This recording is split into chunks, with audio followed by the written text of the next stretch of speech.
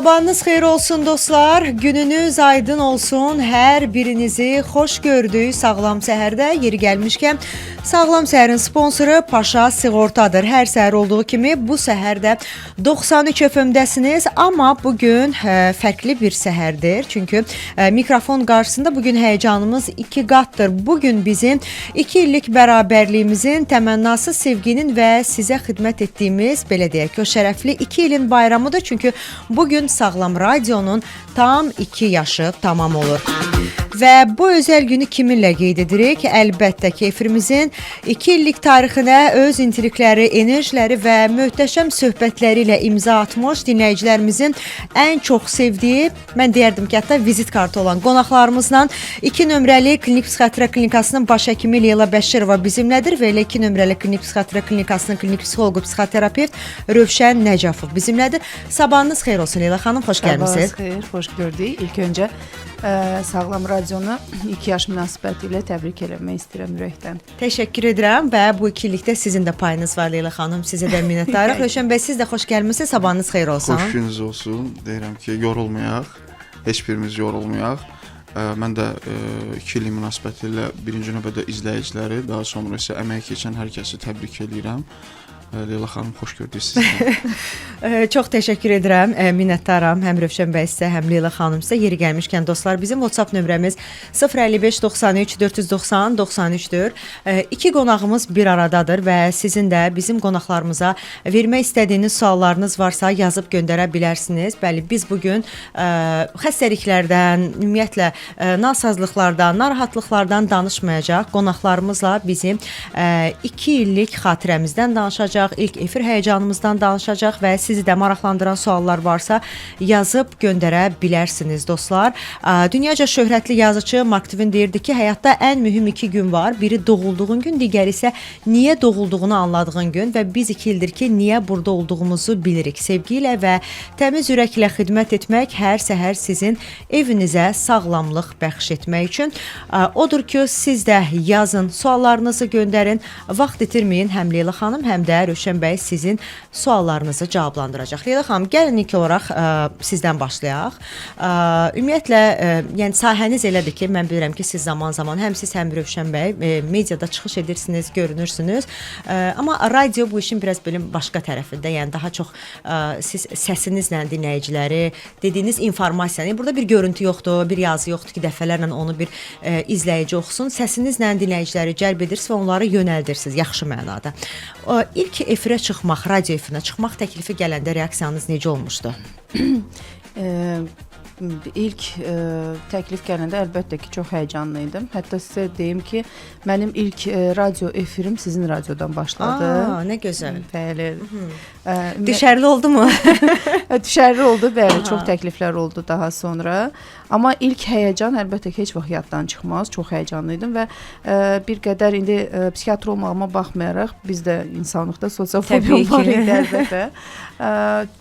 Və Rövşən bəy sağ olsun o vaxtı çox dəstək oldu.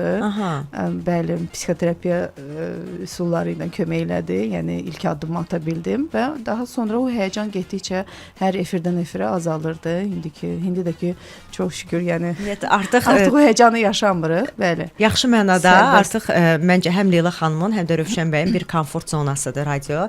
Artıq biz həqiqətən də bir ailə kimi olmuşuq və bir ev kimi də bu radionu, bu studiyanı birlikdə bölüşürük. Rövşən bəy, Leyla xanım dedi ki, sizin dəstəyiniz çox oldu. Maraqlıdır. Sizin özünüzə dəstək kim tərəfindən olub və ya artıq necə deyim, o yetişmişsiniz, püxtələşmişsiniz, efirlə bağlı ehtiyacınız yox idi belə bir dəstəyə? Ümumiyyətlə, media ilə işləmək bir mütəxəssisin həm də vəzifəsidir.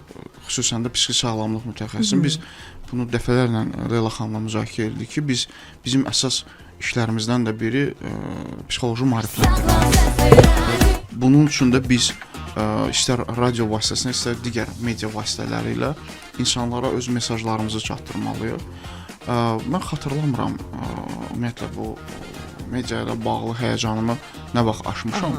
Amma bir şey bilirəm ki, sən nə qədər çox işində peşəkarsansa, bir o qədər də fikirlərini ifadə edəcəksən. Çünki insanların bu fikirlərə ehtiyacı var. Çünki insanlar həqiqətən də sağlam səslər eşitmək istəyir, qulaqlarının sağlam olması üçün.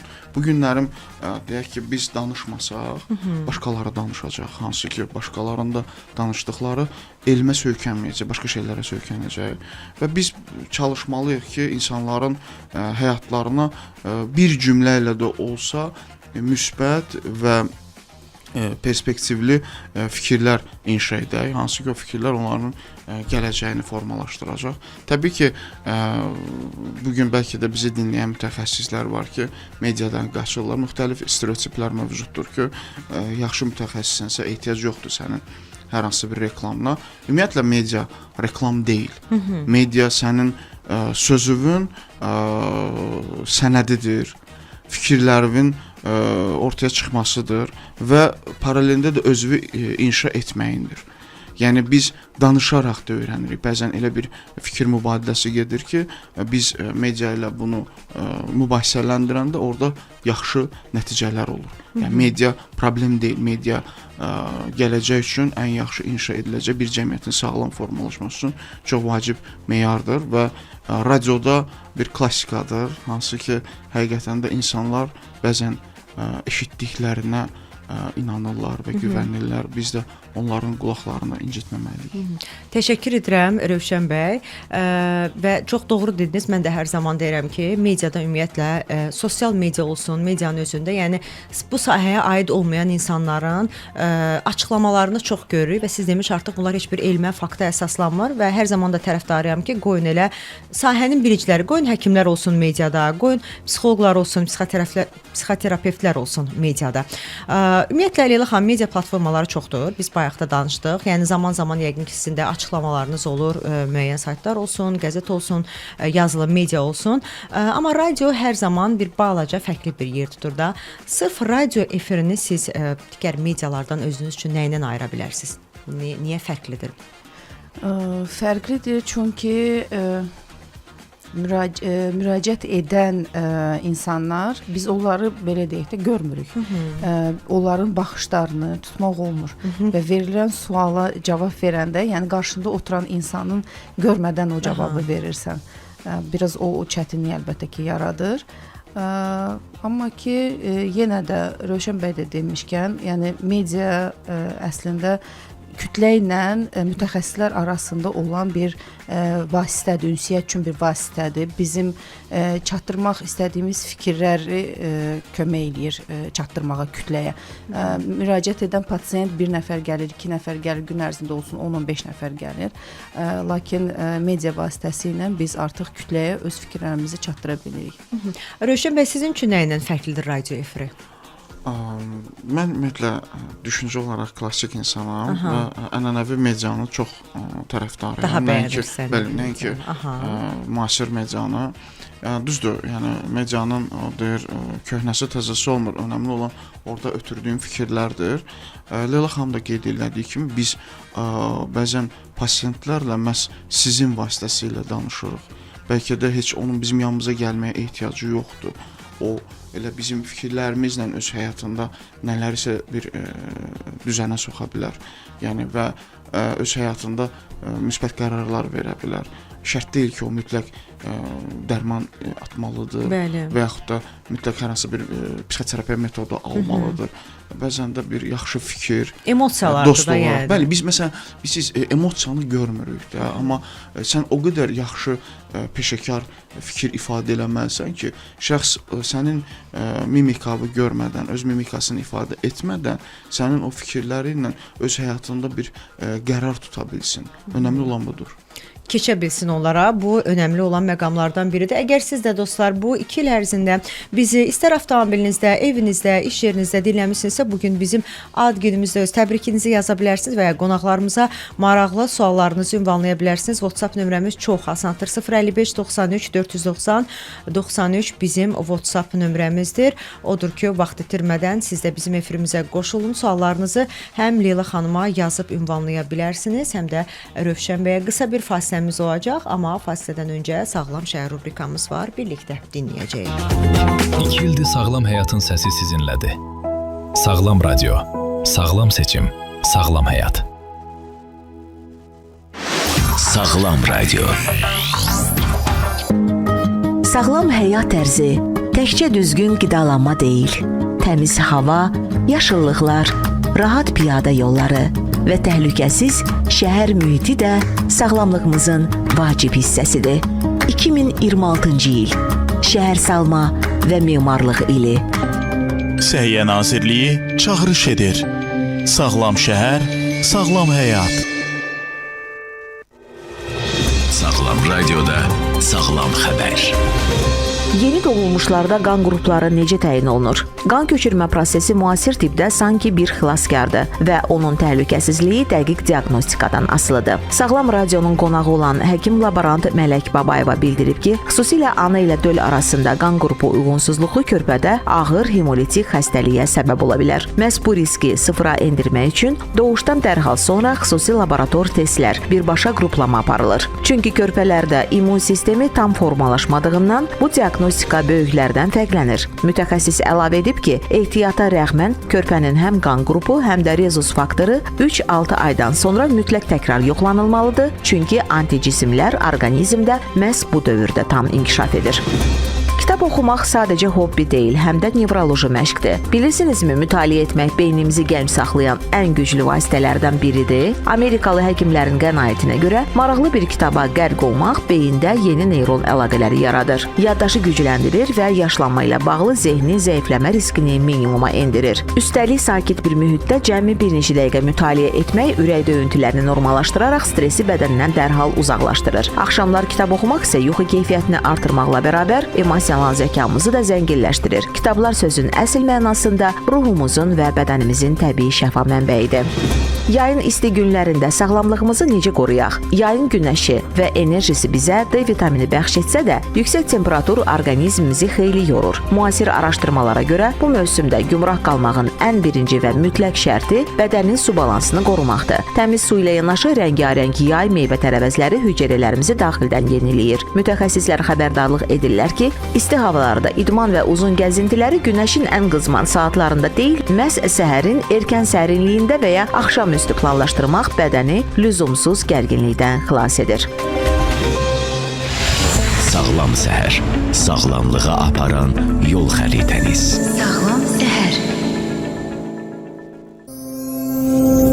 Sağlam səhər, sağlamlıq üçün lazım olan hər şey. Sponsor Başa Sığorta.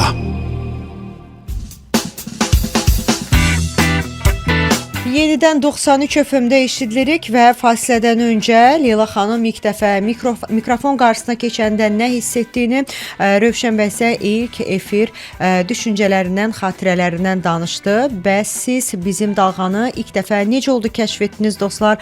Hansı hissləri keçirdiniz? Gəlin, birlikdə xatirələrimizi bölüşək, mövzumuza qayıdacaq, amma bir məqama da toxunmaq istəyirəm. Uşaq olarkən yıxılanda və ya bədənimiz ağrıyanda qaçıb anamızı qucaqlayırdıq və elə bilirdik ki, elə o qucaqda bizə heç bir şey ola bilməz. Böyüdükcə isə o mütləq güvən hissini itiririk, çünki artıq özümüzdən özümüz məsuliyyət daşıyırıq. Amma böyük dünyada da bizə o doğmalığı bəxş edən bir sistem var. Paşa Sığortanın könüllü tibbi sığortası sizə məhz o uşaqlıqdakı tam arxayınlıq hissini qaytarır. Müştərilər 24 saat, həftənin 7 günü fasiləsiz tibbi dəstəkdən yararlana bilərlər. İstədiyiniz an zəng edin, onlayn konsultasiyalar ehtiyac olduqda isə dərhal doğru həkimə yönləndirməli edə bilərsiniz dostlar. Narahat anlarda tək deyilsiniz.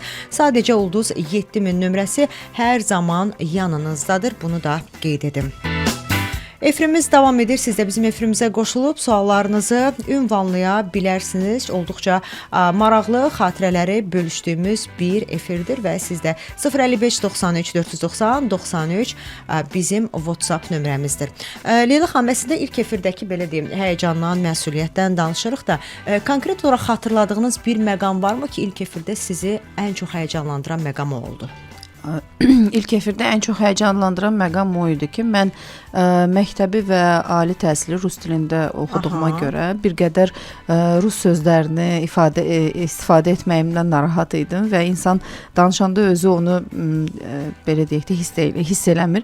Efirdən çıxan kimi işə qayıdırdım və qaça-qaça iş yoldaşlarımdan soruşurdum ki, dinlədiniz, qulaq asdınız. Hər şey Yəni, yaxşıdır. bir söz istifadə eləməmişəm, yəni belə. Həm də ki, çıxışım barəsində əlbəttə ki, soruşurdum ki, fikirləriniz nədir, necə çıxış elədi, mən maraqlı idi. Rövşən bəy, mən belə başa düşdüm ki, sizin çox həyəcanınız artıq olmayıb. Yəni siz daha rahat olmusunuz, amma yenə də hər halda orada bir xırda bir an da olsa, bir məqam da olsa var yəqin ki. Təbii ki, sağlamlıqla bağlı danışmaq ictimai fikirlərdən daha vacibdir. Çünki burada insanlar səndən daha arqumentli fikirlər istəyir və bu da ümumiyyətlə həyəcan bir məsuliyyət göstəricisidir. Yəni bir insanın bir işdə həyəcanlı olması, o demək ki, o işinə məsuliyyətli yanaşır. Bu doğrudan da belədir. Bəzən deyirlər ki, çünki yəqin ki, sən bir şey bilmirsənsə, ümumiyyətlə bunu belə səsləndirirlər ki, həyəcanlısan, amma mən də həmişə düşünürəm ki, məsuliyyətin göstəricisidir. Tamamilə doğrudur. Çünki əgər sən öz işində məsuliyyətlisənsə, istər biz öz sahəmizdən deyim, pasiyent qarşısında belə, komissiya zamanı belə həyəcanlı olmağın sənin normal halındır. Çünki sən burada bir məsuliyyət daşıyırsan və qərar verməlisən. O qərar da fikirdən ibarətdir. Sənin dediyin fikirlər də insanların həyatına əgər təsir edirsə, bunun məsuliyyətini daşımalıyıq biz.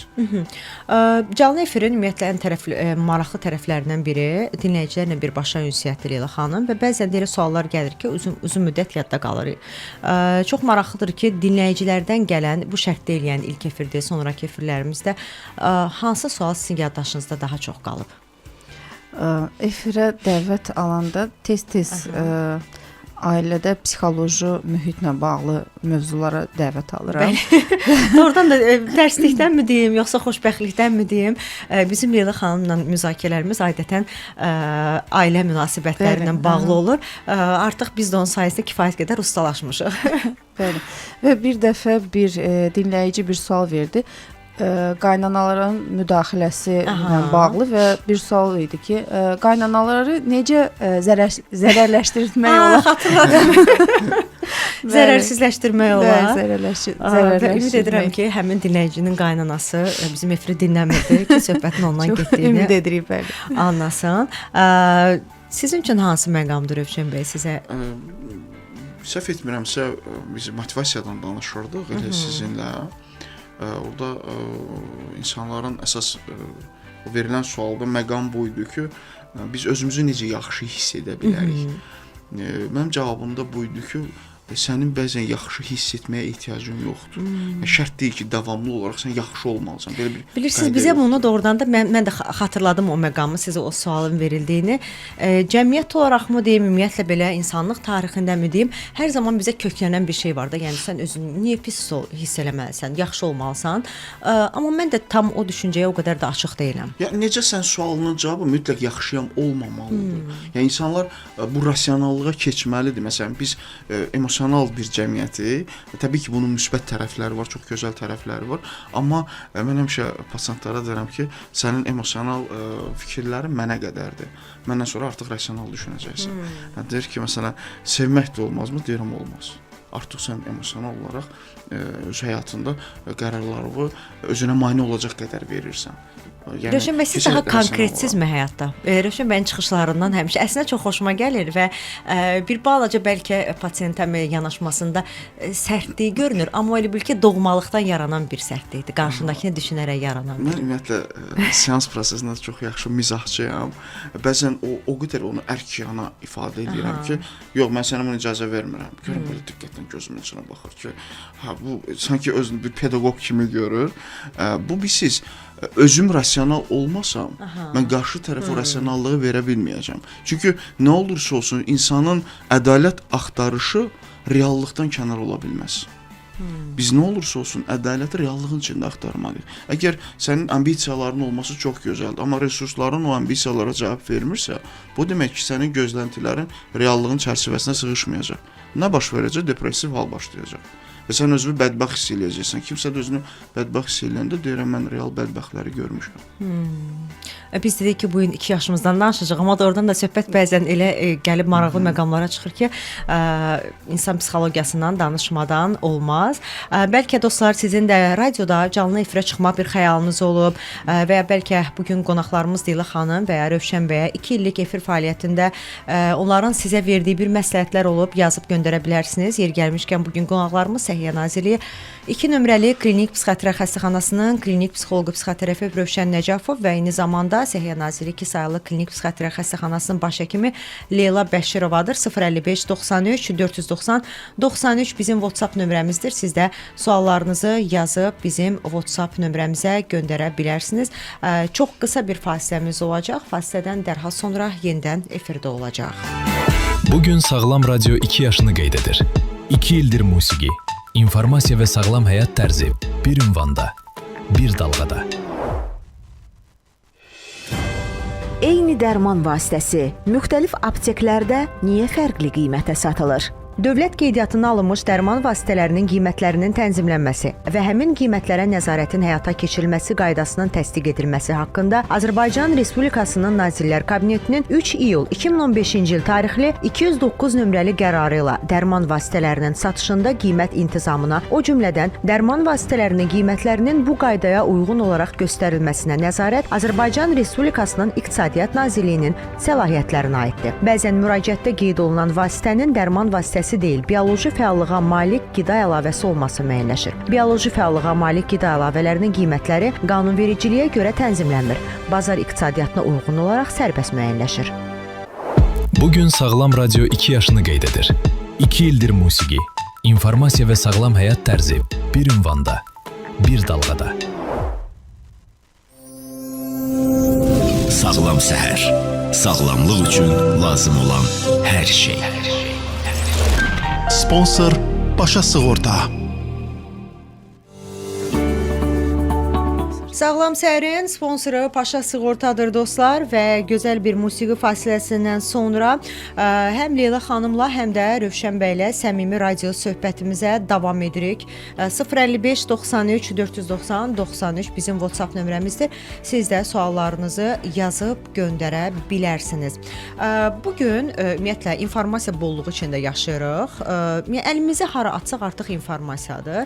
Amma doğru və etibarlı məlumatı seçmək də oradan da hər kəs üçün asan deyil.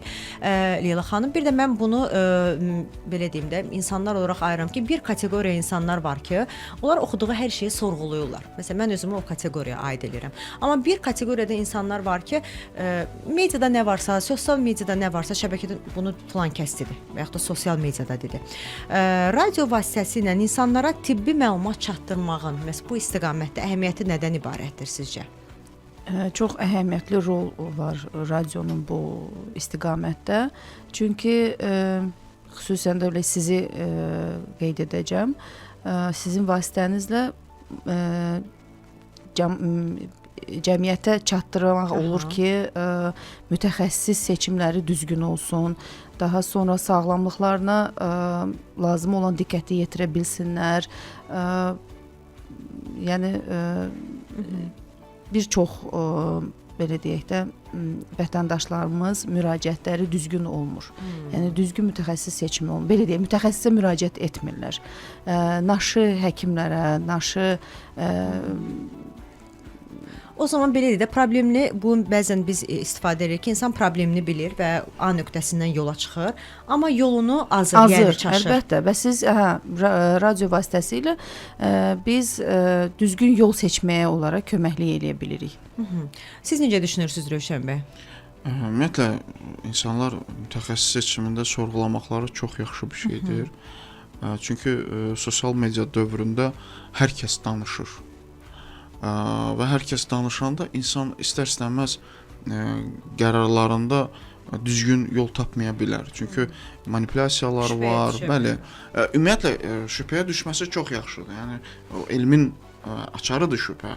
Amma ki bu günlərimdəki radio vasitəsilə biz Leyla xanımla fikirlərimizi ifadə edirik. İnsanlar artıq burada bir güvən yaranır ki, bunlar real mütəxəssisdir ki, Sağlam Radio adı altında mütəxəssisi dəvət edirlər. Yəni bu olmasa, yəni müəyyən ciddi mediadan söhbət gedir. Təbii. Ənənəvi media ümumiyyətlə heç vaxt mən həmişə müşahidə eləmişəm ki, dırnaqarası mütəxəssisləri dəvət eləmirlər. Yəni xüsusən də radio, çünki buna görə məsuliyyət daşıyırlar. Sanki vurmuş, rəsmi təsdiqini tapmış. Məsuliyyət daşıyırlar ki, xüsusən də məsələn tutaq ki, siz Səhiyyə Nazirliyi ilə sırf əməkdaşlıq edirsiniz və bu əməkdaşlığın özünün bir məsuliyyəti var. Ki mən bu günlərim dövlət qurumu ilə əməkdaşlıq edirəm və mənim ora dəvət edəcəyim insanlar da məhz dövlətlə də əməkdaşlığında sağlam olmalıdır. Yəni hər hansısa bir bu günlərim deyək ki, kimlərisə aldadıb maksimum qapıdan içəri salmaq olar. Amma oradan sağlam çıxmayacaqsa və yaxud da reallıqla çıxmayacaqsa, orada böyük problemlər çıxa bilər. Əslində çox maraqlı vurğuladı. Çünki dəfələrlə, tam səmimi deyirəm, həqiqətən bizə dəfələrlə dinləyicilərimiz yazıb ki, biz sizə çox minnətdarıq. Ona görə ki, demək olar ki, dinlədiyimiz bütün efirlərdən yeganə sizin efirdə Sağlam Radioda hiss edirik ki, siz sırf yəni reklam olsun deyə bir mütəxəssisi çağırmamısınız və maariflənmək üçün çağırmısınız. Yəni ümumiyyətlə bizim efirin də ab-havasından hiss olunur ki, burada heç bir həqiqətən də reklamdan söhbət gedə bilməz, tamamilə təmənnasız, maarifləndirici və ona görə də kifayət qədər bəzən görürük ki, bizim dinləyicilərimiz məsələn hansı bir sahənin mütəxəssisi gəlir, maraqlanırlar ondan. Necə getmək olar qəbuluna, necə düşmək olar və bu bizim üçün çox sevindirici bir haldır. Çünki doğrudan da canlı efirdə mikrofonun arxasında olmaq, dinləyicilərlə görünməz səmimi bağları qurmaq həm bir peşədir, həm bir sənətdir, həm də çox olduqca böyük bir məsuliyyətdir və Leyla xanım Rövşən bəylə biz bu səmimiyyətin, məsuliyyətin bağını, sirrini radionun ruhuna uyğun, təmiz və axıcı izah etməyə çalışırıq. Sizin üçün də xatirələrimizi bölüşürük və bu səmimi söhbətə siz də qoşula bilərsiniz. 055 93 490 93 bizim WhatsApp nömrəmizdir. Texnologiya ümumiyyətlə inkişaf etdikcə biz bayaqda danışdıq. Bu media vasitələri dəyişir. Bəzən insanlar deyir ki, radionun dövrü keçdi artıq, televiziyanın dövrü keçdi artıq. Tam səmimi desəm, həqiqətən də mən düşünmürəm radionun dönəminin keçdiyini və çünki biz onu kifayət qədər həm öz radiomuz olsun, həm qonşu radio olsun, həmkarlardan olsun hiss edirik ki, hələ də insanların həyatında öz yerini qoruyub saxlayır. Düşünürsünüzmü belə Leyla xanım? Əlbəttə saxlayır. Ən azından avtomobillərin sayı artıq 7-24 çöllərdəyik. Bəli, avtomobildəyik və avtomobildə əksər insanlar radio dinləyir. Yəni radio hələ ki öz aktuallığını itirdiyini hiss eləmirəm.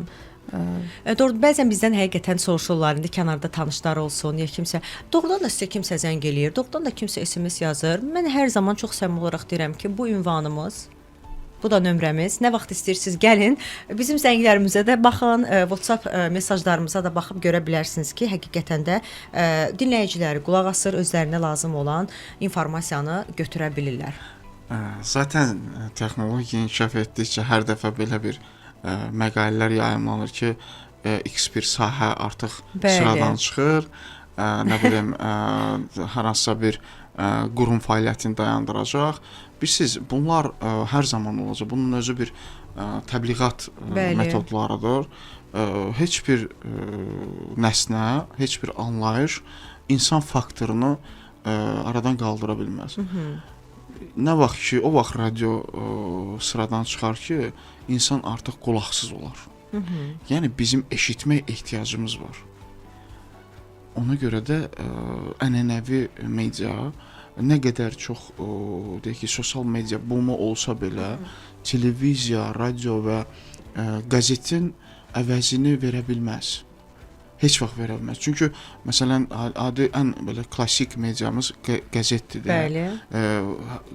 Sosial mediada insanlar dezinformasiya yaya bilər və yaxud da sonra xəbəri silə bilər, ondan sonra qanun qarşısından qaça bilər.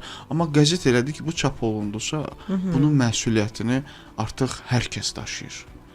Yəni ona görə də ənənəvi media, radio elə bir şeydir ki, insan indi və hazırda eşidir. Bəli. Bu çox önəmlidir. Yəni və insanın bu ehtiyacıdır.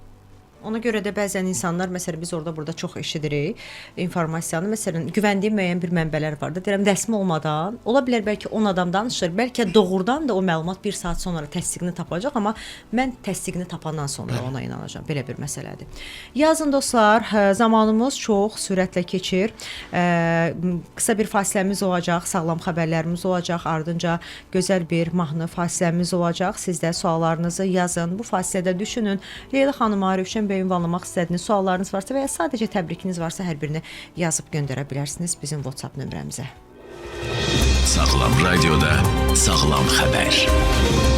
Köp probleminin gözlənilməz və gizli səbəbləri. Səhiyyə Nazirliyi Sanator Kurort Reabilitasiya Mərkəzinin gastroenteroloqu Saniyə Şahveryanova hər kəsi narahat edə biləcək köp problemi barədə xəbərdarlıq edir. Mütəxəssisin sözlərinə görə bağırsaqların hər iki funksiyasını pozan istənilən xəstəlik, o cümlədən şəkərli diabet, endokrinoloji və sistem xəstəlikləri birbaşa köpə gətirib çıxara bilər. Bəzən isə bu problem qıcıqlanmış bağırsaq sindromundan qaynaqlanır ki, bu zaman xəstədə hətta normal miqdarda qaz belə güclü ağrı yaradır. Həkim onu da vurğulayır ki, infarkt və müxtəlif dərman preparatlarının müntəzəm qəbulu da bağırsaq fəaliyyətinə mənfi təsir edərək qaz və köp şikayətləri yarada bilər. Gündə neçə addım atmaq ürəyimizi gənc saxlayır. Hərəkətdə bərəkət və sağlamlıq var. Avropa mütəxəssisləri vurğulayırlar ki, müntəzəm gəzinti daxili gəncliyimizi qoruyan ən təbii vasitədir. Hər gün edilən kiçik bir yürüyüş bədəndə xoşbəxtlik hormonunu artırır, beyni oksigenlə zənginləşdirir və yeni ideyaların yaranmasına təkan verir. Bəs nə qədər gəzməliyik? Gündəlik 10.000 addım qızıl standart hesab olunsa da son araşdırmalar sevindirici bir detal ortaya çıxarıb. Xüsusilə oturaq həyat tərzi sürənlər üçün gün ərzində 7.000-8.000 addım atmaq da ürək sağlamlığını qorumaq üçün tamamilə yetərlidir. Suyu necə içmək orqanizmə daha çox fayda verir? Su içmək sadəcə susuzluğu yatırmaq yox, bütün bədəni canlandıran həyat enerjisidir. Alimlər xatırladır ki, düzgün su qəbulu dərinin parıltısını qoruyur, yorğunluğu alır və bədəni toksinlərdən təmizləyir. Lakin burada mühüm bir sirr var. Suyu birdən-birə və böyük həcmdə yox, gün ərzində kiçik qurtumlarla içmək bədən tərəfindən daha yaxşı mənimsənilir. Səhər yuxudan oyanan kimi içilən bir stəkan ilıq su isə gecə boyu dincələn orqanizmi anında oyadır və yeni günə sağlam başlanğıc verir. Sağlam səhər, sağlamlığa aparan yol xəritəniz. Sağlam səhər. Sağlam səhər, sağlamlıq üçün lazım olan hər şey. Sponsor Başa Sığorta.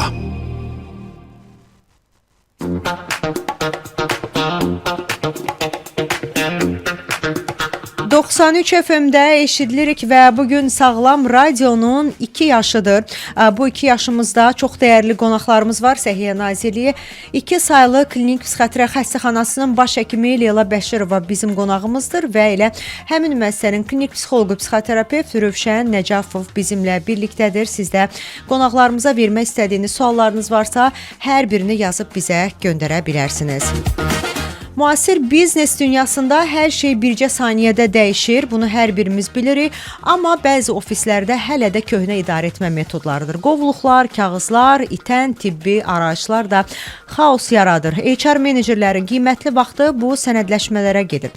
Gəlin ofisinizə müasirlik və sürət gətirək. Əziz şirkət sahibləri, rəhbərləri Paşa Sığorta korporativ paketlərində şirkətlər üçün tam rəqəmsal bir portal təklif edir. HR menecerləri buradan əməkdaşların sığorta məlumatlarını rəqəmsal şəkildə tək bir kliklə idarə edə bilərlər. Kim hansı xidmətdən istifadə edib, bütün hesabatlar bir platformadadır.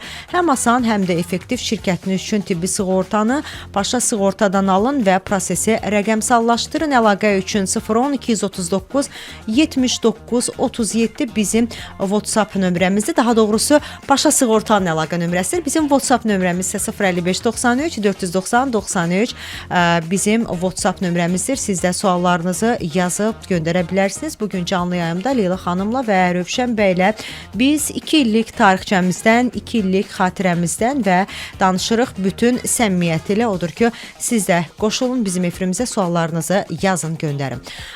Leyla xanım, bir həkimin mediada, xüsusilə radioda təmsil olunması nə qədər vacibdir? Çünki bir balaca dövr dəyişib, algılar dəyişib ki, müasir dövrdə həkimlər yalnız belə deyim də, o xəstəxana kabinetində pulpitində oturmalı deyil, həm də cəmiyyəti maarifləndirmək missiyasını daşıyır. Yəni mən şəxsən öz adıma bunun çox tərəfdarıyam, amma sizin də fikrinizi eşitmək istərdim. Maarifli cəmiyyət sağlam cəmiyyət deməkdir. Əlbəttə ki, və radionun bu maarifləndirmədə rolu çox böyükdür. Hesab edirəm ki, mütəxəssisin radioda çıxışları mütləq şəkildə olmalıdır, mediada çıxışları. Ənənəvi mediada Rövşən bəy demişkən, çünki bu artıq reklam xarakteri daşımır. Bu mütəxəssisin fikrini cəmiyyətə çatdırmaq üsuludur. Və əlbəttə ki, sizin dəvət elədiyiniz mütəxəssisdə mən dəfələrlə vaxtım olanda sizin efirlərə də dinləyirəm. Təşəkkür edirəm Leyla xanım. Və çatdırdığınız məlumatlar həqiqətən də çox vacib və lazımlı məlumatlardır. Dəvət elədiyiniz mütəxəssisləri də əksəriyyətini tanıyıram, çünki biz hamımız bu bizim üçün də bir şansdır ki, doğrudan da belə dəyərli mütəxəssislər bizim efirimizdə çıxış edirlər. Sağlam qida ilə bağlı, daha sonra sağlam həyat tərzi ilə bağlı, sonra dəfələrlə bizim efirlərimiz olub bu ailədə sağlam mühit problemlərlə bağlı. Yəni çox sağ olun ki, dəvət eləyirsiniz və biz öz fikirlərimizi vətəndaşlara, insanlara çatdıra bilirik. Rövşən bəy, siz nə düşünürsünüz? Mən də Leyla xanımın fikirlərini dəstəkləyirəm. Əlavə olaraq da onu qeyd edeyim ki, bu günlərin biz xüsusən də radio vasitəsilə insanlara fikirlərimizi ifadə etməsə, insanların bizi tapmağı bir çətin ola bilər. Çünki insanlar hər zaman daha rahat yollar axtarır, amma sağlamlıq heç vaxt rahatlıq ola bilməz. Mən də bunu xüsusi vurğulamaq istəyirəm ki, hətta başqa sahənin mütəxəssislərini soruşanda mən bu iştirak etdiyim radionun qonaqlarından tövsiyə edirəm ki, narahat olmayın. Əgər o şəxs ora dəvət olunubsa, onun peşəkarlığına mən əminəm artıq. Çünki o peşəkar yanaşma, sizin verdiyiniz peşəkar suallar, bunun özü belə bir mütəxəssis üçün göstəricidir. Çünki mütəxəssis olduğu yerdə də yaxşı suallar eşitməlidir. Və sağlam radio doğrudan da bu mənada Rövşən bəy insanların davranışına təsir göstərə bilirmi? Təbii ki, göstərir. Yəni əgər mən bir mütəxəssis olaraq davranışlarıma təsir göstəribsə, bu digər insanların da davranışlarına təsir göstərir və istər-istəməz hansısa bir həkim mütəxəssisi şəxs axtaranda o axtarış sistemində sağlam radionu da görür və baxır ki, sağlam radioda bu sahədə qonaq olubsa, o mütəxəssisə müraciət edəcək. Bəli, bir güvən var. Çünki burada əməkdaşlıqlar var, burada məsuliyyət böyükdür, radionun özünün dəsti xətti var və sən o dəsti xətti görəndə, radiodakı jurnalistlərin fikirlərini görəndə artıq səndə bir obraz formalaşır ki, əgər bu gündən Qumru xanımın qarşısında X bir mütəxəssis çıxış edirsə, sizə güvəndiyi kimi bizə də güvənəcəklər. Yəni bu mütləq qarşılıqlıdır. Leyla xanım, bayaq Rövşən bəy danışdı, hər radionun belə deyim fərqləndirən, onu yadda qalan bir xüsusiyyətləri var da. Bu mənada sağlam radionun sizcə ən fərqli tərəfi nədir? Sağlam radionun, çünki ən fərqli tərəfi odur ki, siz insanlara sağlamlığı maarifləndirirsiniz. Əlbəttə. Biz dəfələrlə Rövşən bəylə müzakirə eləmişik ki, bu psixi problemi olan insanlara münasibəti cəmiyyət içində necə dəyişdirmək olur və evladları böyütmək üçün, yəni gələcəkdə uşaqlarda böyüyəndə gələcəkdə problemləri olmamaq üçün biz sizinlə efirdə də onu danışmışıq. Sağlam mühit ailədə necə yaranmalıdır? Bunu ilk öncə necə başlayaq, hardan təbliğata başlayaq və dəfələrlə də vurğulamışıq ki, radio vasitəsilə bu təbliğatı əlbəttə ki, aparmaq daha asandır. Çünki kütləyə müraciət eləyə bilirsən, düzgün fikri çatdıra bilirsən. Və mən düşünürəm ki, doğrudan da kütlə bundan yararlanır. Məsələn, şəxsən öz adıma deyim, bu sağlamlıq sahəsi mənim üçün tamamilə yeni bir sahədir və mənim də radioda 2 ilim tamam olur və özümü doğrudan da karyeramın ən şanslı illərindən hesab edirəm. Çünki kifayət qədər həqiqətən istəyir gastroenteroloq olsun, istəyir pediatr olsun, istəyir psixoloq olsun, psixoterapevt olsun, bu sahədə olan mən düşünürəm ki, dəyərli mütəxəssislərimizdən mən öz adıma çox pay götürmüşəm və həyatımın hər sahəsində də o dəyişiklikləri hiss edirəm. Düşünürəm ki, bəlkə də mənim şansım burdadır ki, o bililir, üfüqümdür, aydınlandı. Mən də düşünürəm ki, mənim də şansım elə Sağlam Radioda məhz dəyərli mütəxəssislərlə, sizin kimi dəyərli mütəxəssislərlə bir yerdə çalışmaq, bir yerdə əməkdaşlıq etməkdir. Əziz dinləyicilər, Sağlam Səhər bu gün tamamilə həqiqətən də fərqli bir enerji ilə efirinə davam edir. Bu gün biz 2 yaşımızı qeyd edirik. Studiyamızda çox sevdiyimiz 2 dəyərli qonağımız var. Leyla Bəşirova və Rövşən Nəcəfov bizimlə birlikdədir. Biz artıq qonaqlarımızla İlk efir təklifindən danışdıq, mikrofon qarşısında olan həyəcandan danışdıq. Qısa bir fasiləmiz olacaq. 1 saatımızın artıq sonuna yaxınlaşırıq. 2-ci saatımızda yenidən eşidiləcək. Diqqətiniz bizdə olsun. Dalğanı dəyişməyin. Sağlam səhər. Sağlamlıq üçün lazım olan hər şey. Sponsor Başa Sığorta. Bugün Sağlam Radyo 2 yaşını qeyd edir. 2 ildir musiqi, informasiya və sağlam həyat tərzi bir ünvanda, bir dalğada. Bəli, informasiya və musiqi bir dalğada dostlar. Siz də əgər sosial şəbəkələrin toksikliyindən belə deyək, o saxtalığından yorulmusunuzsa, radionun səmimi və doğru limanına sığınan əziz dinləyicilərimiz, hər birinizin SMS-ini gözləyirik. Sizin səsiniz bizim üçün hər şeydən önəmlidir. Leyla xanımla və Rövşən bəylə biz bugün medianın maarifləndirmə gücündən danışırıq, radionun səmimiyyəti haqqında fikirlərindən danışırıq. Siz də fikirlərinizi yazıb bizim WhatsApp nömrəmizə göndərə bilərsiniz. 055 93 490 93 bizim WhatsApp nömrəmizdir. Odur ki, yazın, göndərin və efirimizə qoşulun. Leyla xanım, zaman keçdikcə ümumiyyətlə insanların sağlamlığa yanaşması, məlumatlanma səviyyəsi və seçimləri də dəyişir və bu 2 il ərzində, indi biz 2 ildir də, ən azından öz adıma deyirəm, 2 ildir mən bu sahədəyəm. Sağlamlıq maarifçiliyində bu 2 il ərzində nə dəyişdi və sizcə insanların yanaşmasında bir fərq hiss olunurmu? Hiss olunur. Çünki sizin efirlərdən sonra bizə pasientlər müraciət edir. Deməli, bəli, elə fikrə gəlirik ki, yəni seçimləri yəqin ki, düzgün olur artıq. Dəfələrlə olub bizə müraciətlər olunub efirlərdən sonra ki, yəni artıq bilirlər ki, hara gəlmək lazımdır, hara müraciət etmək lazımdır və gələn pasientlər özləri bildirir ki, yəni daha əvvəl başqa bir yerlərə müraciətlər olub və xeyir tapmayıblar, yəni effekti olmayıb müalicələrin. Bizdə müalicə olandan sonra çox şükür ki, yəni vəziyyətləri yaxşılaşıb. Məncə bu həm bizim adımıza, həm sizin adınıza bu doğrudan da sevindirici bir haldır ki, dinləyicilərimiz də o biz məlumatı ələkdən keçirməkdən danışırıq, süzgəcdən keçirməkdən, dinləyicilərimiz də həqiqətən də süzgəcdən keçirə bilirlər, hansı məlumatın doğru olduğunu, hansı mütəxəssisə güvənmək lazım olduğunu bilirlər və doğru ünvana da müraciət edirlər. Həqiqətən bu olduqca vacib bir şeydir. Rövşən bəy, bayaq dediniz ki, siz daha çox ənənəvi mediaçısınız və bugün həm sosial şəbəkələr, həm ənənəvi media, belə deyim də, istər-istəməz artıq paralel şəkildə bir fəaliyyət göstərir və hər birinin bir auditoriyası var. Sosial şəbəkə yoxsa radio sizcə hansı daha təsirlidir? Kütləyə təsirini götürsək. Sosial şəbəkələr daha təsirlidir, amma hansı daha sağlam təsirlidir? Bu radiodur. Çünki mənə müraciət edən pasientlər də, məsələn, tutaq ki, sizin verilişdən gəlirsə, artıq sizin sual və sorğularınıza verdiyim cavablardan bir nəticə çıxarıb gəlir. Artıq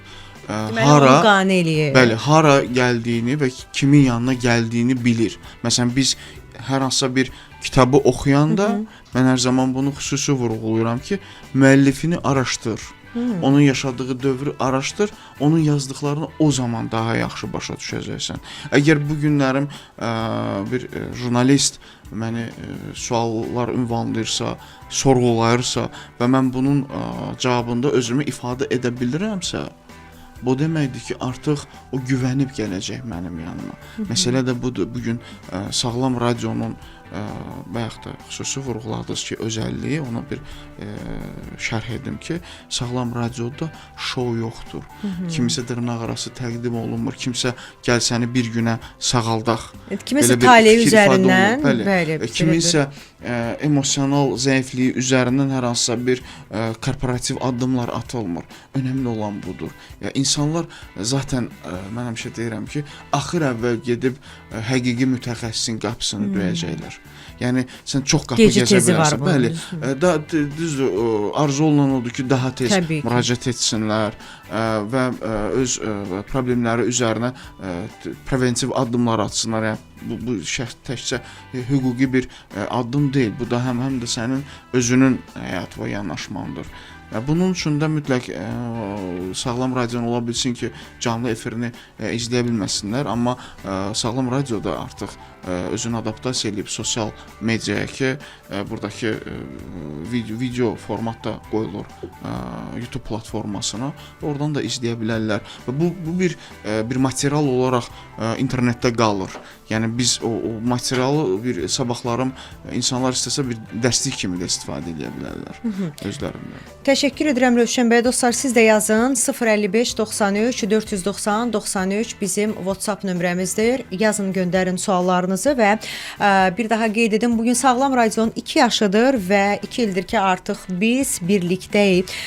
Çox hörmətli, dəyərli qonaqlarımızla və ən çox da bizim efiri belə deyim maraqlı edən bizim dinləyicilərimizdir. Hər zaman öz maraqlı suallarını ünvanlayırlar və müzakirəmizə qoşulurlar və təbii ki, bu müzakirə həm onlar üçün, həm bizim üçün də kifayət qədər faydalıdır. Leyla xanım, radioda canlı efirin ən çətin tərəfi sizin üçün nədir bəs? Radioda canlı efirin ən çətin tərəfi odur ki, bəzən çətinlik çəkirsən ki, hansısa bir lazım olmayan, belə deyək də, ifadəmi, sözümü, bəli, yəni artıq o efirdən kəsilə bilməz. Və bizim sözdən, bizim ifadələrimizdən, bizim cümlələrimizdən əlbəttə ki, insanların fikri formalaşır və o əlbəttə ki, ən çətinidir. Və deyəcəyimiz o intonasiya, o emosiyalar, o bizə, belə deyək də, çatdırmağa insanlara köməklik eləyən o emosiyalar, intonasiyalar əlbəttə vacib rol oyunur və bəzən biz də bəlkə səhər durmuşuq, əhvalımız yaxşı da deyil. Bəli, amma çalışırsan ki, əlbəttə efirdə onu biruzə verməyəsən və efirdə maraqlı keçsin və bizi dinləsinlər əlbəttə ki və özlərinə bir nəticə çıxartsınlar. Leyla xanım, Sağlam Radio üçün belə deyim, bir cümləlik arzunuz nə olardı? Sonra sizdən də soruşacağam Rövşən bəy. Bir cümləlik. Daim insanlara sağlamlıq gətirən səs olasınız. Çox təşəkkür edirəm Leyla xanım, minnətdaram. Rövşən bəy, gəlin sizin də arzunuzu eşidək.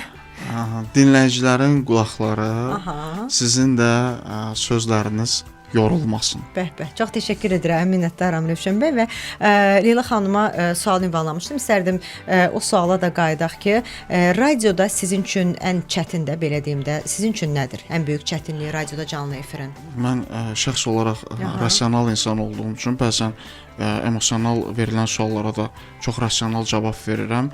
Məncə artıq bütün dinləyicilərimiz kifayət qədər tanıyır, xarakterinizi çözüb sizin. Sualı həmişə düşünürəm ki, bəlkə də mənim bu rasionallığım onun emosiyasını incidə bilər. Bu heç də belə deyil. Mən sadəcə olaraq istənilən müraciətçiyə reallığı vurğulamağa çalışıram ki, həyat olduğu kimi yaşanır. Nə olursa olsun biz həyatı olduğu kimi yaşamalıyıq.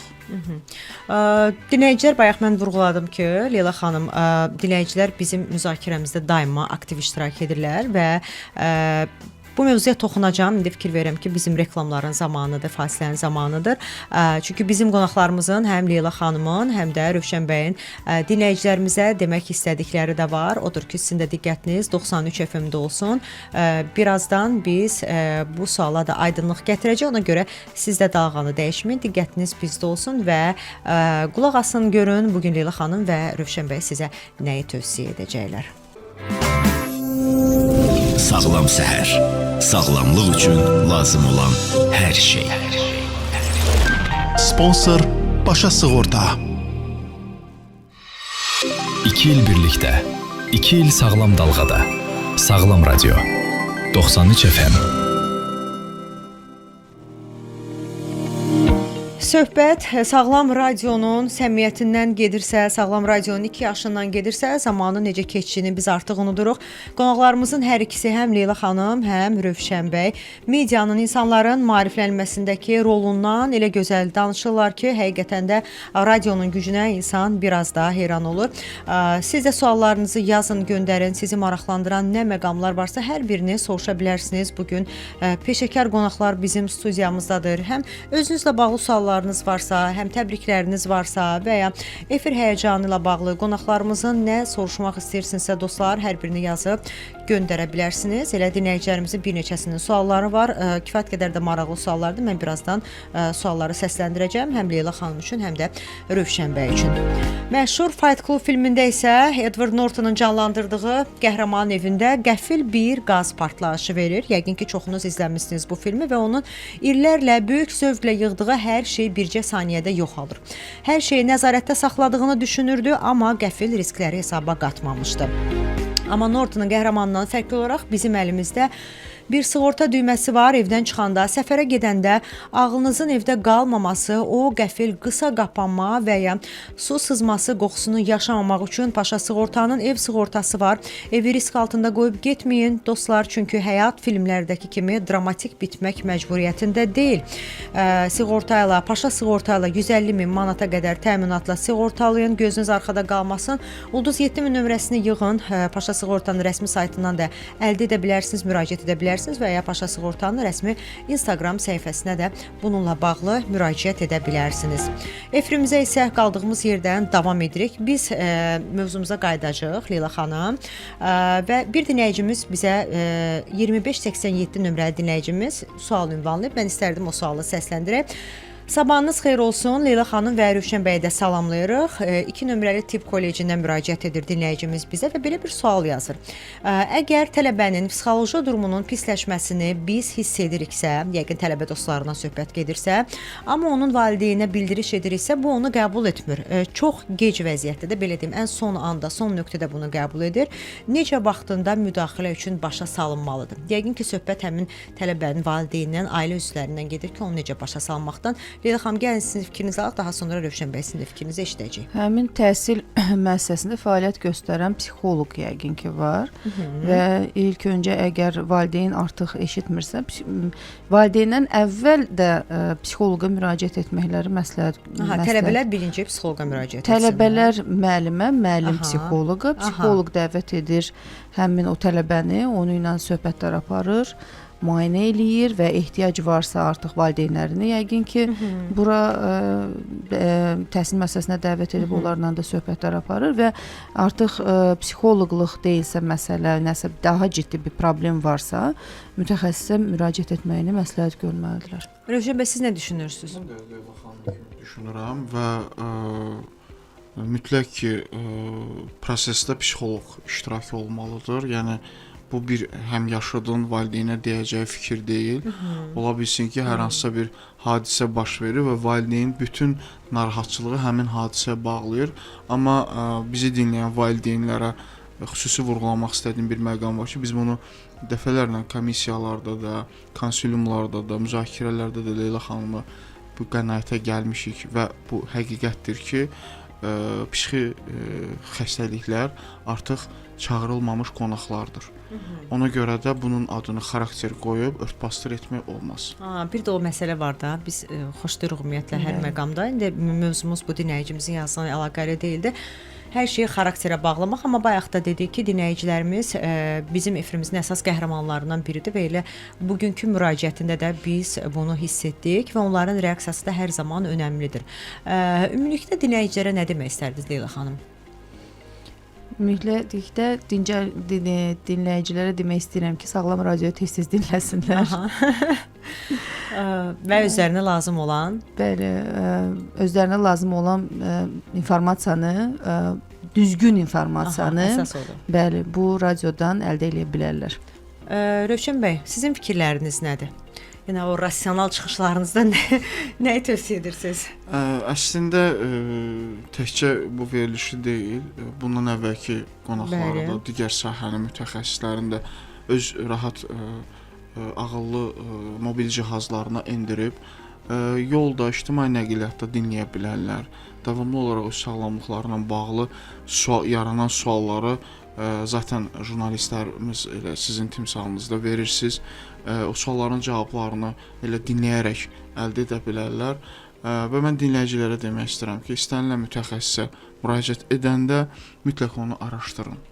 Mütləq hətta ehtiyac varsa, bundan utanmadan, çəkinmədən istənilən, xüsusən də mənim həmkarlarımın diplomlarını, dövlət sənədlərini, xaricdə təhsil alıbsa dövlətimiz tərəfindən təsdiq olunan sənədini tələb etsinlər. Bu onların haqqıdır. Ümumiyyətlə biz bayaqdan danışırıq efirimizdə radio ilə bağlı, radionun maarifləndirməsi ilə bağlı və sağlam həyatdan danışırıq. Sağlam həyat anlayışı da hər kəs üçün əslində fərqlidir. Onun müəyyən dəyişməz prinsipləri var da. Ən vacib sirri sizcə nədədir? Belə bir ifadə oxumuşdum ki, deyir, xəstə olmamaq hələ o demək deyil ki, sən sağlamsan, sağlam bir həyat tərzi sürürsən də. Sizin üçün sağlam həyat tərzinin ən vacib sirri hansıdır? Sağlam həyat orqanizmdə belə deyək də balans, düzgün balans yaradılmalıdır. Sağlam ruh olmalıdır, sağlam belə deyək, fikirlər olmalıdır. Yəni sağlam emosiyalar olmalıdır. Yəni bayaq da bunu müzakirə eləyirdik. İnsan hansısa bir emosiyanı yaşamaq istəyirsə, ağlamağı gəlirsə, ürəkdən də ağlasın. Niyə də yox? O düzgün də deyil heç ki, yəni ağlamaq istəyirəm, amma gülürəm, qoy məni hamı belə görsün. O gələcəkdə əksinə böyük bir problemlərə, böyük fəsadlara gətirib çıxarda biləcək. Yəni sağlam ruh, sağlam fiziki belə deyək, bədən də olmalıdır. Hər bir şeyin balansı, düzgün balansı. Rövşən bəy, sizin də baxışınız maraqlıdır. Yəni sizin üçün sağlam həyatın ən vacib sirri nədədir? Sağlam düşüncədir, təbii ki. Çünki istənilən inancları, davranışları və həyata baxışımızı bizim düşüncəmiz formalaşdırır. İstər ölümə münasibətimizi və yaxud da ən mənfi olan qorxuya münasibətimizi bizim düşüncəmiz formalaşdırır. Burada bir məqam var. Koqnitiv davranış terapiyasında əsas düstur odur ki, biz avtomatik düşüncələrimizin reallığını sorğulaya biliriksə, bu o deməkdir ki, biz sağlamıq. İstər canımızda xəstəlik olsun, istər hər hansısa bir narahatçılıq və yaxud da pozuntu olsun, biz əgər onun reallığını sorğulaya bilsək, biz hansı addım atacağımızı müəyyən edəcəyik və terapiya prosesində də belə bir məqam var ki, avtomatik düşüncələrin reallığı sorğulanır, əvəzində müsbət alternativ düşüncələr qoyulur. Yəni bu bir düşüncə cərrahiyyəsidir. Əgər bir insan nəyə ehtiyac duyduğunu dərk edirsə, yəni koqnitiv olaraq özünə baxışı varsa, o mütləq ki öz sağlamlığını da qoruyacaq. Yəni ümumi romantik cümlələrlə deyil, həyatımıza olduğu kimi baxmaq, resurslarımızı dəyərləndirmək, hətta bu iş və şəxsi həyata da aiddir ki, sən resurslarına uyğun addımlar atmalısan və çərçivələri artıq dərk eləməlisən. Təşəkkür edirəm Rövşən bəy. Dostlar, Səhiyyə Nazirliyi 2 saylı Klinik Psixiatriya Xəstəxanasının baş həkimi Leyla Bəşirova və Ləmin müəssisənin kliniki psixoloqu, psixoterapevt Rövşən Nəcəfov bizim qonağımızdır. Qonaqlarımızla birlikdə radionun, belə deyim, bitməyən sirlərini çözürük, müzakirə edirik. Çox az bir zamanımız qalır. Siz də suallarınızı yazın, göndərin. Qısa bir fasilədən sonra yenidən efirdə olacaq. 2 il etibar, 2 il keyfiyyət, 2 il sağlam həyatın səsi. Sağlam Radio. 2 yaşın mübarək. Dərmanın keyfiyyəti barədə şübhə yarandığı təqdirdə hara müraciət edilməlidir? Alınan dərman vasitələrinin keyfiyyəti barədə şübhə yaranarsa və ya aptek müəssisəsi barədə hər hansı şikayət Məlumat müraciətlə bağlı ilkin olaraq apteklərin üzərindəki tanıtma lövhələrində qeyd olunan Səhiyyə Nazirliyinin Analitik Ekspertiza Mərkəzinin 012 596 07 12 nömrəli qaynar xəttinə müraciət etmək lazımdır. Bəzi hallarda keyfiyyətindən şikayət edilən vasitənin dərman vasitəsi deyil, bioloji fəallığa malik qida əlavəsi olması müəyyən edilir. Bioloji fəallığa malik qida əlavələri dərman vasitələri olmadığından onlardan müalicəvi deyil, ancaq profilaktik məqsədlər üçün istifadə edilməlidir. Sağlam səhər. Sağlamlıq üçün lazım olan hər şey. Sponsor Başa Sığorta. Və yavaş-yavaş verilişimizin son hissəsinə gəlib çatdıq dostlar. Siz də suallarınızı yazıb göndərə bilərsiniz. Bugün Leyla xanım və Rövşən bəy ilə bir efiri bölüşürük. Radionun 2 illik yayımından danışırıq. İlk efir həyəcanından və xatirələrdən danışırıq.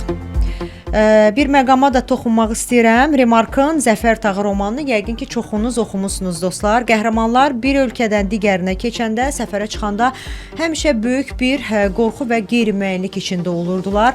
Çünki o dövrdə səyahət etmək tamamilə risklərlə dolu idi. Şükür ki, bugün hər şey fərqlidir. Uçuş biletiniz hazırdırsa, oteliniz rezerv edilibsə, çamadanınız da yığılıbsa, geriyə sadəcə bir səyahət sığortası qalır. Xaricdə tibbi yardım, bagaj itkisi və ya uçuşun ləğvi yüzlərlə manat əlavə xərc yarada bilər. Paşa Sığortanın onlayn səyahət sığortasını cəmi 2-3 dəqiqə əldə edin və xoşagəlməz xərclərdən xilas olun. Üstəlik, sığortanın məbləğindən asılı olaraq 1 GB və 3 GB internet də hədiyyə alacaqsınız. Odur ki, rahat yola düşmək üçün mütləq şəkildə Paşa Sığortaya müraciət edin.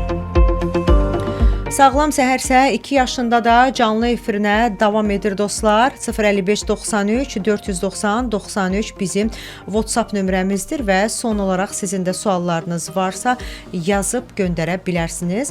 Fasilədən öncə biz gözəl mahnılar dinlədik Leyla xanım və bir mahnı ilə Sağlam radionu təsvir etsəniz çox maraqlıdır ki, hansı bir mahnı seçərdi? Çünki bəzən bir mahnı bir layihənin belə deyim ruhunu, enerjisini, missiyasını daha yaxşı ifadə edir. Sağlam radionu mən insanlara enerji gətirən, pozitiv bir musiqi ilə canlandırmaq istəyərdim. Yəni belə o da bir mahnı var. Bugün hər şey yaxşı olacaq. Nə gözəl. Güzələ Ağayeva. Hər günə elə bu devizlə başlamaq. Bəli. Təşəkkür edirəm. Çox maraqlı yanaşmaydı. Rövşən bəy düşünür ki, mənə də gələcək bu sual. Görəsən hansı mahnı ilə tərənnüm edərdiniz belə deyim? Ağlıma bir daha çox rap musiqisi gəlir. Hətta. Bəli. Bu yəni biraz reallıq da olsa, Elşad Xosenin Heç kəs əbədi deyil musiqisi var və mən çox bəyənirəm o musiqini, amma Mirzə Cəlilin çox gözəl bir ifadəsi var. Deyir, yaşamaq odur ki, öləndən sonra da yaşaya biləsən. Məhz həyatın fəlsəfəsi budur. Bizim bugün burada danışdıqlarımız, müzakirə etdiklərimiz ola bilsin ki, bugün kiminsə həyatına çox az təsir edə bilər. Amma bu qalıcı bir şeydir, bu tarixdir və gələcək nəsil üçün də bu bir fikir inşasıdır və mən inanıram ki, bu fikir inşasının üzərində də gələcək nəsil daha sağlam olacaqlar. Təşəkkür edirəm Rövşən bəy. Deməli, biz dinləyicilərimizə ünvanlamışdıq ki, bizə təbriklərinizi yazın. Mən belə başa düşdüm ki, dinləyicilərimiz bugün 2 mütəxəssisi bir arada görüb və sualları var həqiqətən. Mən onların suallarını çox təəssüf ki, səsləndirmədən keçə bilmərəm. Çox qısa hər ikinizdən istərdim cavab alaq. 3488 nömrəli dinləyicimiz yazır ki, mənim problemlərim çoxdur. Psixoloji, zehni problemlər həll olmur, dəyişiklik, inkişaf, sağalma olmur. Zehnim çox zəifdir, ünsiyyət, sosiallaşma problemim var. Nə edə bilərəm? Buyursunlar, müraciət eləsinlər 2 nömrəli klinik psixiatri xəstəxanasına. Rövşən bəy, siz nə deyirsiniz? Yəni, peşəkar dəstək almaq lazımdır. Bəli, təbii ki. Hər hansısa bir oradan fikir səsləndirib, biz də buradan tövsiyə edək ki, bilirsiniz, güclü olun. Doğrudan da bu elə bir məsələdir ki, həqiqətən. Bilirsiniz, ümumiyyətlə güclü olmağa ehtiyac yoxdur. Yəni, sağlam olmaq da güclü olmaq demək deyil. Ona görə də mütləq şəkildə mütəxəssisə müraciət etmək lazımdır. Siz də suallarınızı yazıb göndərə bilərsiniz. Çox az bir zamanımız qalıb və bu zamanda da siz də suallarınızı yazıb göndərə bilərsiniz. Xatirələrdən danışmışkən, gələcəyə baxış da hər zaman maraqlıdır və ümumiyyətlə bir çox iş müsahibəsinə gedəndə, indi bilmirəm artıq verirlər ya yox, hər zaman deyirlər ki, şablon suallardan biri olur ki, 5 il sonra özünüzü məsələn harda görürsünüz və ümumiyyətlə hər layihənin də inkişaf yolu fərqlidir. Çox maraqlıdır ki, 5 il sonra siz Leyla xanım Sağlam radionu necə görürsünüz? 5 il sonra Sağlam radionun daha belə deyək, efir saatlarını artıq görürəm. Daha maraqlı bir verilişlərlə görürəm. Yalnız belə deyək, elmi formatda yox. Bəli. Bəli. Bir qədər belə deyək, ola bilər bir şou da demək istəməzdim. Debat şəklində bir verilişlər. Bəli, belə bir verilişlər. Bunu biz həm də bir təklif olaraq belə deyim, yəni qəbul edirik və bundan da yararlanmağı düşünürük. Siz necə görürsünüz Rövşən bəy? Yoxsa siz hələ deyirsiniz ki, yaşadığımız anı düşünək, onun dadını çıxaq, gələcəyə fikirləşməyək? Yox. Təbii ki, biz bu anı yaşayıb gələcəyi düşünməliyik. Bu özü bir rasional bir mövqedir, amma ki daha çox təkmilləşdirmək, genişləndirmək, Leyla xanım dediyi kimi də saatları uzatmaq. Çünki ola bilər deyə bilərlər ki, yox, insanlar şou istəyir. İnanın mənə, insanlar şou istəmir.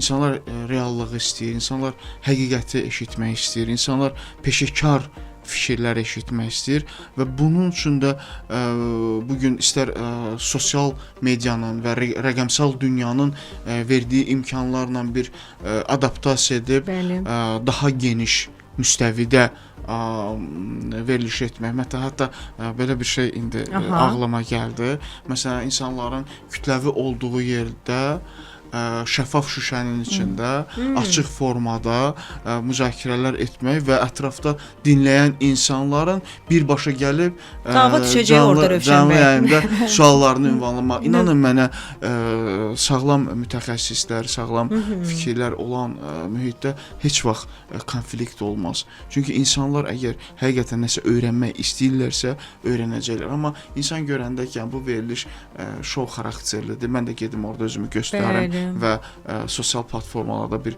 boom olsun. Orada heç bir peşəkarlıqdan söhbət gedə bilməz. Elə ancaq insanlar kimsə bəyənəcək, kimsə bəyənməyəcək, belə bir alqoritm özünü götürüb aparacaq arasa. Çox təşəkkür edirəm Rövşən bəy. Biz birazdan efirimizi artıq yekunlaşdıracağıq, dinləyicilərimizə son mesajlarınızı alacaq, amma yenə də son dinləyicinin mesajını görmədən keçə bilməyəcəm. Bayaq bizə Tibb Kollecindən bir tələbə müraciət etmişdi, 2587 nömrəli dinləyicimiz. Daha ətraflı bildirdi ki, bəs biz müraciət eləmişik həmin kollecin psixoloquna da, valideynə də. Burada deyir, problem əsas valideyndədir. Ümumiyyətlə deyir, valideynlərin çoxusu psixoterapevt adı eşidəndə qəbul edə bilmirlər ki, mənim uşağım normaldır, heç bir problem yoxdur. Yəni mən deyir, ümumiyyətlə bilmək istəyirəm ki, yəni gələcəkdə də bizim başımıza gələ bilər. Müdaxiləni soruşuram ki, yəni hansı bir yolla biz o valideynlərə deyir, belə başa düşürəm ki, heç cürə qəbul etmək istəmirlər. O zaman gərək birinci o valideynlərin. Çox təəssüf ki, belə bir fikir formalaşıb. Əlbəttə ki, bu stigma hələ də davam eləyir. Çox təəssüf. Həddi bulda çatmış insandırsa, 18 yaşı varsa, yəni valideynə yəqin ki, artıq ehtiyacı da yoxdur. Özü də müraciət edə bilər. Lakin 18 yaşa qədər bir uşaqdırsa, yəni bunu artıq əlbəttə ki, valideyn bu məsuliyyəti daşıyır. Yəni burada heç cürə biz olaraq kömək dəstək ola bilmərik. Valideynin razılığı, kökündəsində o valideynin gələn düşüncəsi dəyişsin ki. Əlbəttə. Çox təşəkkür edirəm Leyla xanım, Rövşən bəy. Çox minnətdaram sizə. Həqiqətən vaxt doğrudan necə gəldi, necə keçdi, biz onu heç hiss etmədik. Kaş ki zamanımız daha uzun olardı, amma bizim sizdən hələ bir çox efirlərimiz olacaq və sonda bayaq da qeyd etdim ki, bizim əsas ünvanımız dinləyicilərimizdir. Bu 2 ildə bizi tək qoymayan böyük bir Sağlam Radionun auditoriyası var, ailəsi var və dinləyicilərimizin ürəyinizdən gələn ən səmimi və sonuncu mesajınız nə olardı? Həm dinləyicilərimizə, radiomuz üçün artıq arzunuzu bildirmisiniz, dinləyicilərimiz üçün də son mesajınız nə olardı? mən onlara hər birinə sağlam həyat tərzi arzulayıram, sağlam düşüncə, sağlam fikirlər arzulayıram. Hər birinə. Yəni sağlamlıq bu həyatda ən qiymətsiz bir vacib bir sağlamlıqdır əlbəttə ki. Ona görə deyirlər ki, Nə xəstə pul- insanın bir arzusu var, sağlam insanın min arzusu var. Doğrudan da xəstə olanda gözümüzə nə o səyahətlər, nə o maşınlar, nə o yemək içmək, o düşüncə var ki, pulum varsa əgər mən hər bir şeyi ala biləcəm, xaricə də apararam, müalicə eləyərəm ya mütəxəssisini taparam, amma elə deyil. İlk öncə bu sağlamlığın profilaktikası olmalıdır ki, xəstəliklər yaranmasın. Bu sağlam həyat tərzidir və yenə də bir problem varsa, o demək deyil ki, pulum varsa mən bunun hər bir öhdəsindən gələcəm. Xeyr, elə deyil. Bu səbəbdən yəni sağlamlıq çox bir vacib amillərdən biridir. Ona görə hər bir dinləyicimizə və radionun hər bir işçisinə də əlbəttə ki, sağlamlıq arzu edirəm. Amin. Çox təşəkkür edirəm Leyla xanım, minnətdaram. Rövşən bəy. Əziz və dəyərli Sağlam Radionun ailə üzvləri, yəni əziz dinləyicilər, nə olursa olsun bu ailənin parçası olmaqdan qaçmayan, 18 yaşınız tamam olanda da bu ailədən getməyin, müstəqil həyata addım atmayın. Çünki bu ailə sonsuz bir ailədir. Çünki bu bir düşüncədir. Bu sağlam düşüncədir. Bu gələcək üçün olan düşüncədir. Hansı ki bizim övladlarımız daha sağlam cəmiyyətdə yaşamalıdırlar və biz bunun üçün əlimizdən nə gəlirsə onu etməliyik. Son olaraq bir fikri ifadə eləmək istəyirəm ki, Atatürkün çox gözəl bir ifadəsi var. Deyir ki, vətənə xidmət özünə deyil, özündən sonrakı nəslə xidmətdir.